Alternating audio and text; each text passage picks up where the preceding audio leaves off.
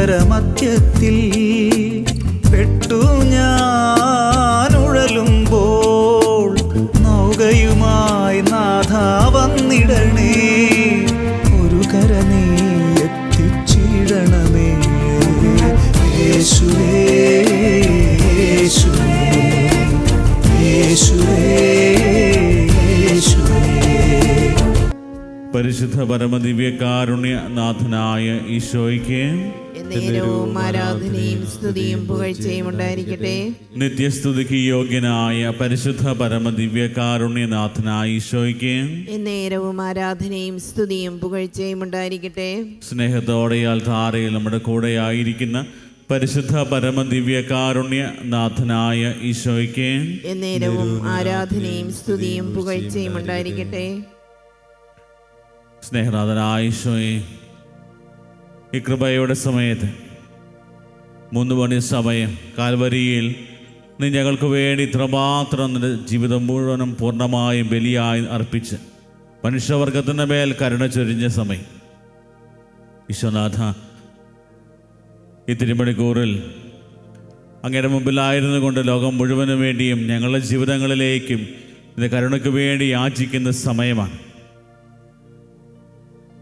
കർത്താവേ, നീ ഞങ്ങളുടെ ജീവിതത്തിലേക്ക് നൽകിയ ഓരോ അനുഗ്രഹങ്ങളെയും എണ്ണി എണ്ണി ഓർത്ത് ഈ നിമിഷം നന്ദി പറയുന്നു. ഞങ്ങൾക്ക് വേണ്ടി ചൊരിഞ്ഞ ഓരോ തുള്ളി രക്തത്തുള്ളികളും കർത്താവേ ഞങ്ങളുടെ ജീവിതത്തിലേക്ക് ചൊരിഞ്ഞ് ആ വലിയ മഹാകരുണയെ ഓർത്ത് ധ്യാനിച്ചുകൊണ്ട് കർത്താവേ ഞങ്ങളുടെ ജീവിതത്തിൽ അനുഭവവേദ്യമാകുവാൻ ആഗ്രഹിച്ചുകൊണ്ട് ഞങ്ങൾ ഒന്നുചേർന്ന് ഒരേ മനസ്സോടെ കർത്താവേ അങ്ങയുടെ കാരുണ്യത്തിന് വേണ്ടി യാചിച്ചുകൊണ്ട് പ്രാർത്ഥിക്കുന്നു. ഈശോയുടെ ഹൃദയത്തിൽ നിന്ന് ഞങ്ങൾക്ക് കാരുണ്യ സ്രോതസ്സായി ഒഴുകിയിറങ്ങിയ തിരുരക്തമേ, തിരുജലമേ, ഈശോയുടെ ഹൃദയത്തിൽ നിന്ന് ഞങ്ങൾക്ക് കാരുണ്യ സ്രോതസ്സായി ഒഴുകിയിറങ്ങിയ തിരുരക്തമേ, തിരുജലമേ, ഈശോയുടെ ഹൃദയത്തിൽ നിന്ന് ഞങ്ങൾക്ക് കാരുണ്യ സ്രോതസ്സായി ഒഴുകിയിറങ്ങിയ തിരുരക്തമേ, തിരുജലമേ, ഈശോയിൽ സ്നേഹമുള്ളവരെ, ഈ കൃപയുടെ സമയത്ത് ദൈവത്തിൻ്റെ കാരുണ്യത്തെക്കുറിച്ച് ധ്യാനിച്ചുകൊണ്ട് കർത്താവിൻ്റെ കാരുണ്യം എപ്രകാരം നമ്മുടെ ജീവിതങ്ങളിൽ അനുഭവേദ്യമാകാമെന്ന് നമ്മൾ ധ്യാനിക്കുന്ന സമയമാണ്. ഒരു ഇടതടവില്ലാതെ അല്ലെങ്കിൽ മുറിഞ്ഞു പോകാത്ത രീതിയിൽ ദൈവം ശക്തമായി നമ്മുടെ ജീവിതങ്ങളിലേക്ക് കരുണ ചൊരിയുന്ന സമയമാണ്. അപ്പോൾ ആ ദൈവം നമ്മുടെ ജീവിതത്തിലേക്ക് ഇത്രമാത്രം കരുണ ചൊരിയുമ്പോൾ അത് നമ്മുടെ ജീവിതത്തിൽ അനുഭവേദ്യമാകാനായിട്ട് നമ്മൾ ചെയ്യേണ്ട വഴികൾ വചനം നമ്മളെ ഓർമ്മപ്പെടുത്തുന്നുണ്ട്. നമുക്കറിയാം, നമ്മുടെയൊക്കെ ജീവിതങ്ങൾ പരിശോധിച്ച് കഴിഞ്ഞാൽ ഒത്തിരിയേറെ പാപത്തിൻ്റെ അവസ്ഥകൾ നമ്മുടെ ജീവിതത്തിലുണ്ട്. ഏറ്റവും വലിയ പാപിയെ ദൈവം ആശ്വസിപ്പിക്കുന്നതിൻ്റെ കരുണയിലൂടെയാണ്. ഓരോ പാപിക്കും അവകാശപ്പെട്ടതാണ് ദൈവത്തിൻ്റെ കരുണ. ഓരോ പാപിക്കും അവൻ അർഹതയില്ലെങ്കിലും അവൻ്റെ മേൽ ദൈവം ചൊരിയുന്ന വലിയ സ്നേഹമാണ് ദൈവത്തിൻ്റെ കരുണ. അതുകൊണ്ട് പാപികളായിരിക്കുമ്പോൾ ദൈവത്തിൻ്റെ കരുണയ്ക്ക് വേണ്ടി നമുക്ക് യാചിക്കാൻ പറ്റും. അതേസമയത്ത് ദൈവം ആഗ്രഹിക്കുന്നതും ദൈവത്തിൻ്റെ കരുണ നമ്മുടെ ജീവിതത്തിൽ അനുഭവേദ്യമാകാനായിട്ട് നമ്മൾ ചെയ്യേണ്ട ഏറ്റവും പ്രധാനപ്പെട്ട ഒരു കാര്യമെന്ന് പറയുന്നത് നമ്മുടെ ജീവിതത്തിൽ പാപത്തെ നമ്മൾ മാറ്റി നിർത്തുക എന്നുള്ളതാണ്. പരസ്പരം അങ്ങോട്ടും ഇങ്ങോട്ടും തെറ്റുകളും കുറവുകളുമൊക്കെ ക്ഷമിക്കാനും പൊറുക്കാനും നമുക്ക് സാധിക്കുന്നുണ്ടെങ്കിൽ നമ്മുടെ ജീവിതത്തിൽ ദൈവത്തിൻ്റെ കരുണ ശക്തമായിട്ട് അനുഭവിക്കാനായിട്ട് നമുക്ക് സാധിക്കും. അതുകൊണ്ട് പ്രഭാഷകൻ്റെ പുസ്തകം 28-ാമത്തെ അധ്യായം പറയുന്നത്, പ്രതികാരം ചെയ്യുന്നവനോട് കർത്താവ് പ്രതികാരം ചെയ്യും, അവിടുന്ന് അവൻ്റെ പാപം മറയ്ക്കുകയില്ല. അയൽക്കാരൻ്റെ തിന്മകൾ ക്ഷമിച്ചാൽ നീ പ്രാർത്ഥിക്കുമ്പോൾ നിൻ്റെ പാപങ്ങളും ക്ഷമിക്കപ്പെടും. വളരെ വ്യക്തമായിട്ട് പ്രഭാഷകൻ്റെ പുസ്തകത്തിൽ കർത്താവ് പറയുന്ന കാര്യമാണ്. നിൻ്റെ അയൽക്കാരനോട് നീ പൂർണ്ണമായിട്ടും ക്ഷമിക്കുമ്പോൾ നിനക്കെതിരെ ഒത്തിരിയേറെ തെറ്റുകളും കുറ്റങ്ങളും അല്ലെങ്കിൽ ആവശ്യമില്ലാത്ത കാര്യങ്ങളൊക്കെ പറയുകയൊക്കെ ചെയ്തിട്ടുണ്ടാകും. നിനക്ക് ഒരിക്കലും ക്ഷമിക്കുന്ന കാര്യത്തെക്കുറിച്ച് ചിന്തിക്കാൻ പോലും പറ്റാത്ത രീതിയിൽ നിനക്കെതിരെ തിന്മ ചെയ്തവനായിരിക്കും. പക്ഷേ നീ അവനോട് ക്ഷമിക്കാനായിട്ട് നീ തയ്യാറാകുമ്പോൾ നിൻ്റെ പാപങ്ങളും കർത്താവ് ക്ഷമിക്കും. കർത്താവ് നമ്മുടെ പാപങ്ങൾ ക്ഷമിക്കുമ്പോൾ നമുക്ക് ലഭിക്കുന്ന ഒരു വലിയ കൃപയാണ്. നമ്മൾ അനുഭവിക്കുന്ന ആത്മീയ ആനന്ദം. തുടർന്ന് പറയുകയാണ്, അയൽക്കാരനോട് പക വെച്ച് പുലർത്തുന്നവന് കർത്താവിൽ നിന്ന് കരുണ പ്രതീക്ഷിക്കാനാകും.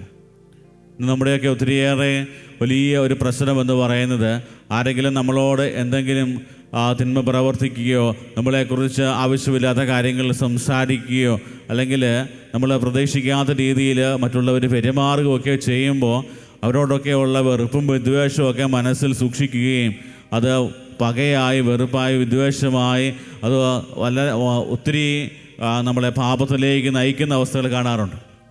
അവിടെ മനസ്സിൽ വെച്ച് പക വെച്ച് പുലർത്താതെ അവന് പൂർണ്ണമായും ക്ഷമിക്കാൻ തുടങ്ങുമ്പോൾ ദൈവത്തിൻ്റെ കരുണയ്ക്ക് നമ്മൾ അർഹരായിത്തീരുമെന്ന് വീണ്ടും പറയുകയാണ്. തന്നെപ്പോലെയുള്ളവനോട് കരുണ കാണിക്കാത്തവൻ പാപമോചനത്തിന് വേണ്ടി പ്രാർത്ഥിക്കുന്നതെങ്ങനെ?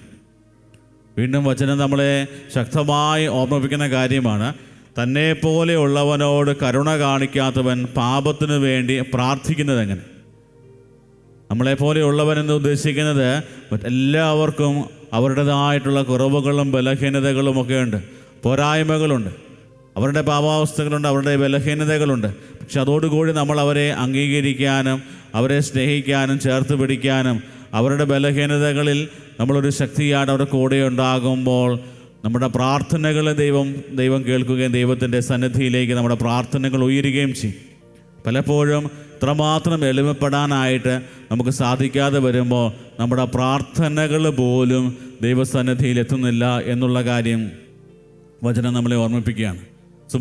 പ്രഭാഷകന്റെ പുസ്തകം 35-ാം അധ്യായം 21-ാമത്തെ തിരുവചനം പറയുന്നു, വിനീതൻ്റെ പ്രാർത്ഥന മേഘങ്ങൾ തുളച്ച് കയറുന്നു, അത് കത്ത് സന്നിധിയിലെത്തുന്നത് വരെ അവൻ സ്വസ്ഥനാകുകയില്ല. അതിൻ്റെ അർത്ഥം സ്വയം എളിമപ്പെടാൻ തുടങ്ങുമ്പോൾ, ദൈവത്തിൻ്റെ മുമ്പിലും മറ്റുള്ളവരുടെ മുമ്പിലും നമ്മൾ എളിമപ്പെടാൻ തുടങ്ങുമ്പോൾ നമ്മൾ പ്രാർത്ഥിക്കുന്ന ഓരോ കാര്യവും മേഘങ്ങൾ തുളച്ച് സ്വർഗത്തിലെത്തും, ദൈവസന്നിധിയിലെത്തും. ഇത്രമാത്രം ശക്തിയുള്ള പ്രാർത്ഥന നമ്മുടെ ജീവിതത്തിൽ ഉണ്ടാകുന്നത് നമ്മൾ സ്വയം വിനീതനാകാൻ തുടങ്ങുമ്പോഴാണ്. പ്രിയപ്പെട്ടവരെ, ഇന്ന് ഈ തിരുമണിക്കൂറിൽ കർത്താവിൻ്റെ കാരുണ്യം ഏറ്റവും കൂടുതൽ നമ്മുടെ ജീവിതത്തിൽ അനുഭവവേദ്യമാകുവാനായിട്ട് നമ്മൾ പ്രാർത്ഥിക്കുന്ന ഈ സമയത്ത് നമ്മുടെ ജീവിതങ്ങളെ പരിശോധിക്കുകയും നമ്മുടെ ജീവിതങ്ങളിൽ ദൈവം നൽകിയ കാരുണ്യം തിരിച്ചറിയുവാനും ആ കാരുണ്യം നമ്മുടെ ജീവിതത്തിൽ നഷ്ടപ്പെടാതിരിക്കുവാനും പരസ്പരം തെറ്റുകളും കുറ്റങ്ങളും ക്ഷമിക്കുവാനും ദൈവത്തിൻ്റെ മുമ്പിലും മനുഷ്യരുടെ മുമ്പിലും സ്വയം എളിമപ്പെടാനായിട്ട് നമുക്ക് പരിശ്രമിക്കാം. എന്തുമാത്രം നമ്മൾ ദൈവസന്നിധിയിലും സ്വയം മറ്റുള്ളവരുടെ മുമ്പിലും എളിമപ്പെടാൻ പരിശ്രമിക്കുന്നു, അത്രമാത്രം നമ്മുടെ ജീവിതത്തിലും വലിയ ആത്മീയ സന്തോഷം അനുഭവിക്കാൻ സാധിക്കും.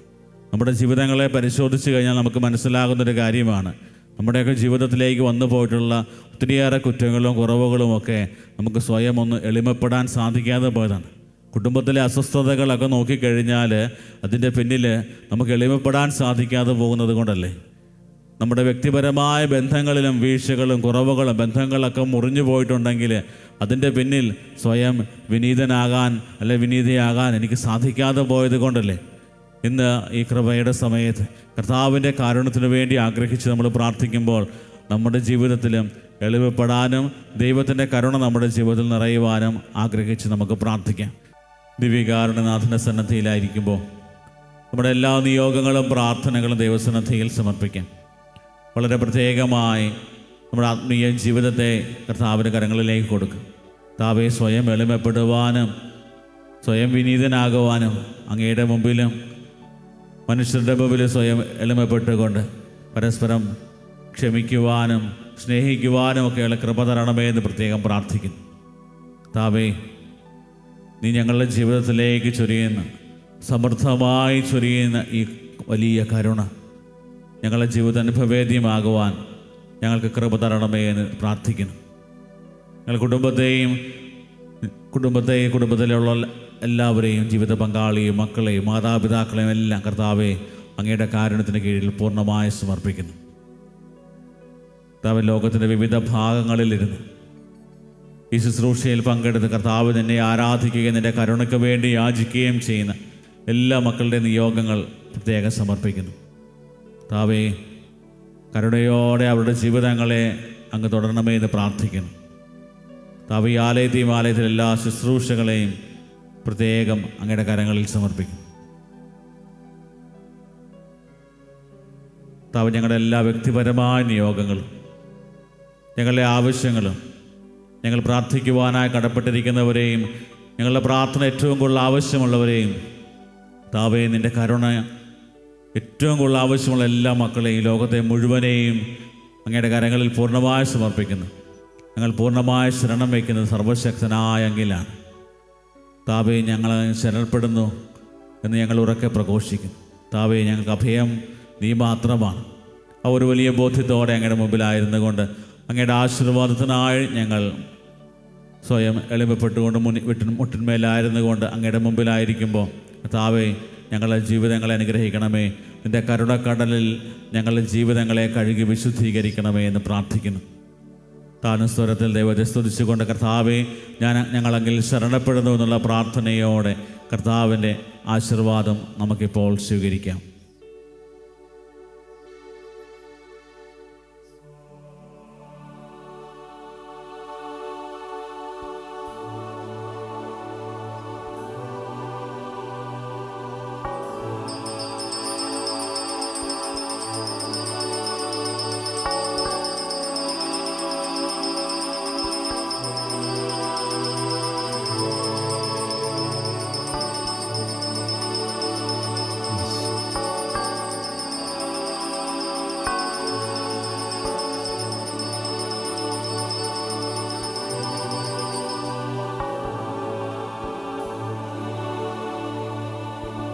പരിശുദ്ധ പരമമാ ദിവ്യകാരുണ്യമേ, എന്നുമെന്നും അങ്ങേക്കാരാധന. പരിശുദ്ധ പരമമാ ദിവ്യകാരുണ്യമേ, എന്നുമെന്നും അങ്ങേക്കാരാധന. പരിശുദ്ധ പരമമാ ദിവ്യകാരുണ്യമേ, എന്നുമെന്നും